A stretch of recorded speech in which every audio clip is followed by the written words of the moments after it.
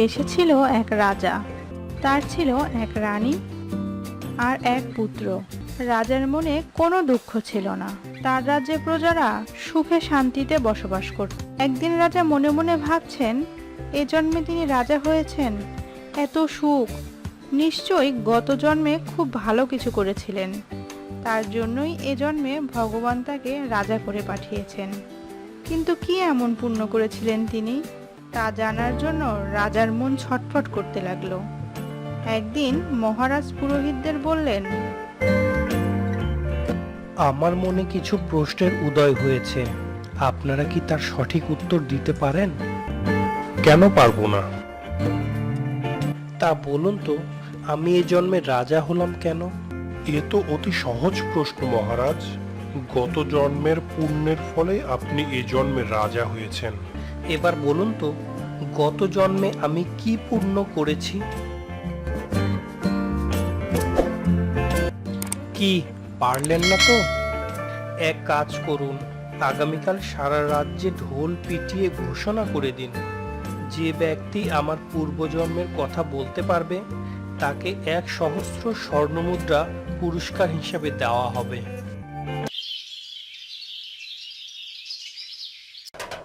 পরদিন সারা রাজ্যে খবরটা রটে গেল।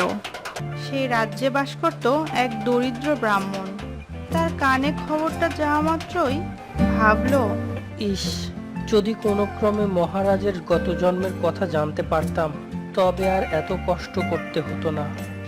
এই প্রশ্নের উত্তর কেবল দেবতারাই দিতে পারবে। দরিদ্র ব্রাহ্মণ মনে মনে ভাবলো, যেভাবেই হোক এই প্রশ্নের উত্তর জানতেই হবে।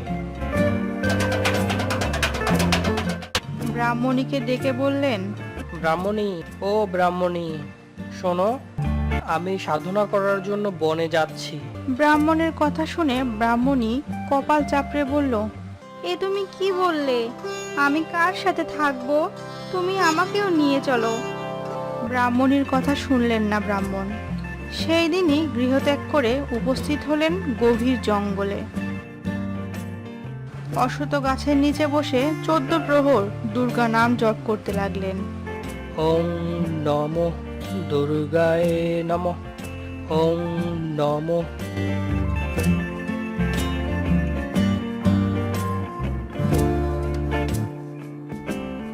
এইভাবে কেটে গেল 10 দিন। দুর্গায় নমঃ। ব্রাহ্মণ ক্ষুধা তৃষ্ণায় কাতর হয়েও আসন থেকে উঠলেন না। ওং নমো দুর্গায় নমঃ। দেবী ভক্তের ডাকে সাড়া দিয়ে বললেন, ব্রাহ্মণ, কেন তুমি আমায় স্মরণ করছো? ব্রাহ্মণ সামনেই মা দুর্গাকে দেখতে পেয়ে পায়ে প্রণাম জানিয়ে বললেন, মা, তুমি তো জানো মা, সংসার চালাতে আমার কত কষ্ট হয়। মহারাজ তার পূর্ব জন্মের কাহিনী শুনতে চেয়েছেন। আমি যদি বলতে পারি মা, তবে আর আমার কোনো দুঃখ থাকবে না। মা দুর্গা মৃদু হেসে বললেন, মহারাজার পূর্বজন্মের কথা না হয় তোমাকে আমি শোনাচ্ছি, তবে রাজা যদি তোমার কথা বিশ্বাস না করেন, তার চেয়ে ভালো হবে তুমি যদি মহারাজকে রাজপ্রাসাদ থেকে 2 ক্রোশ দূরে পোড়া গোয়ালের কাছে যেতে বলো। সেখানে একটা বলদ আছে, তাকে মহারাজ পূর্বজন্মের কাহিনী জিজ্ঞেস করলেই সে বলে দেবে। এই বলে মা দুর্গা অদৃশ্য হলো। ব্রাহ্মণ রাজদরবারে উপস্থিত হয়ে বলল, মহারাজ, আমি জানি আপনার পূর্ব জন্মের কথা, তবে একটা শর্ত আছে। কি শর্ত? আপনার পূর্ব জন্মের কথা যে বলতে পারবে তাকে চিনিয়ে দেব, পুরস্কার আমাকেই দিতে হবে। বেশ, তাই হবে।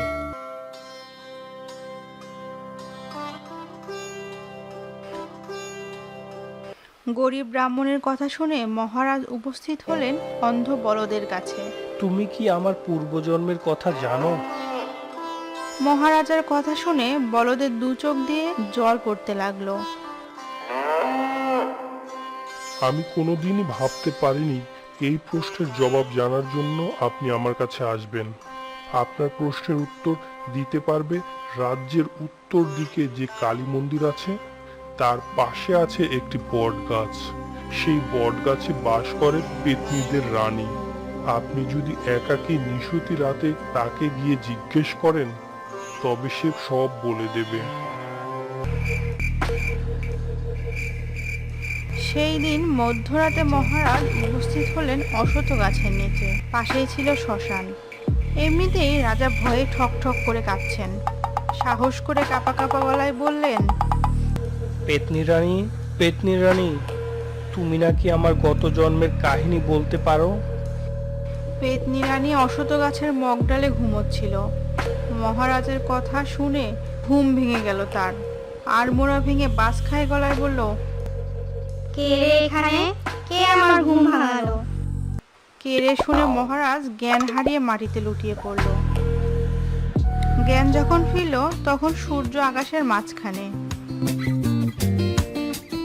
মহারাজ লজ্জিত হয়ে প্রাসাদে ফিরে এলেন। পরদিন আবার মহারাজ উপস্থিত হলেন সেই অশ্বত্থতলায়। আজ আর ভয় পেলেন না। চিৎকার করে বললেন, পেতনি রানী, তুমি কি আমার পূর্বে জন্মের কাহিনী জানো? আমাকে বলো। পেতনি রানী আর জেগেই ছিল। মহারাজের গলার শব্দে বলল, মহারাজ, এ কথার জন্য আপনি এত কষ্ট করে এলেন? আপনার মহামন্ত্রীর 8 বছরের মেয়ের কাছ থেকে শুনে নিতে পারতেন।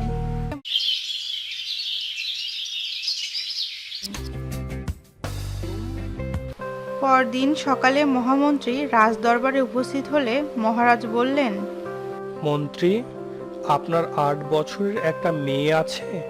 হ্যাঁ মহারাজ, আমি তার সাথে আজ রাতে দেখা করতে চাই।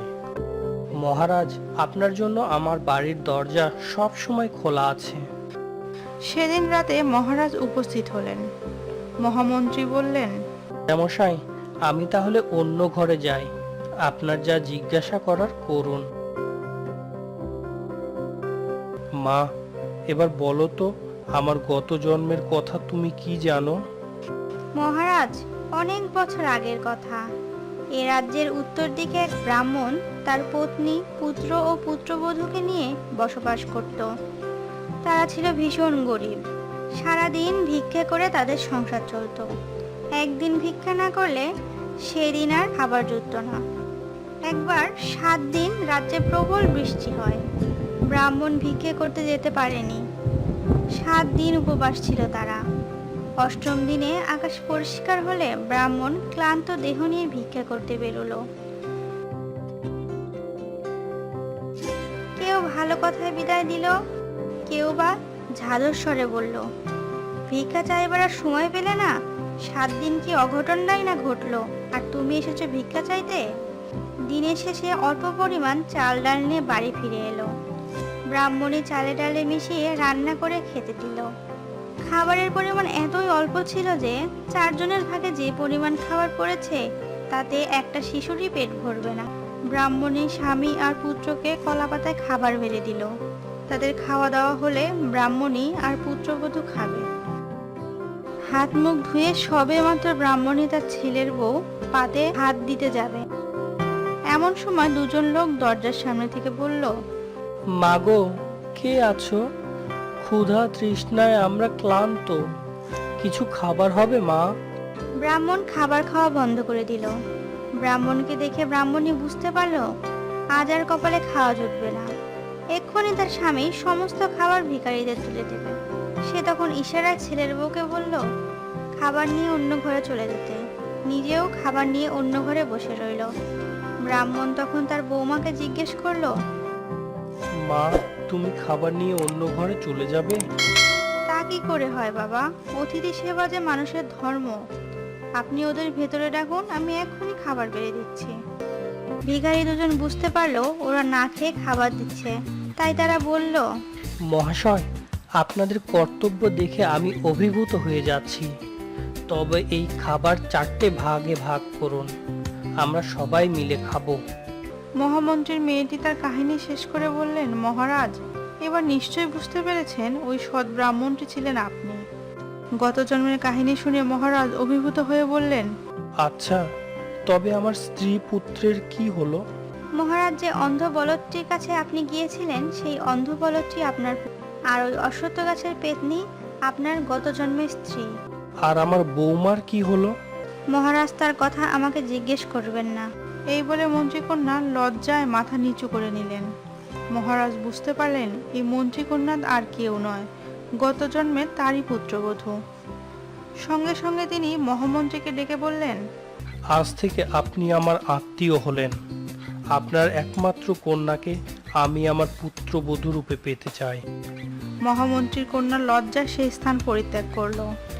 শুভ দিনে একমাত্র রাজপুত্রের সাথে মন্ত্রীকন্যার বিয়ে হয়ে গেল। মহারাজ গত জন্মের সবকিছু জানতে পেরে সেই ব্রাহ্মণকে প্রতিশ্রুতি মতো 1000 স্বর্ণমুদ্রা দিয়ে বিদায় দিলেন। ভিডিওটি যদি ভালো লেগে থাকে তাহলে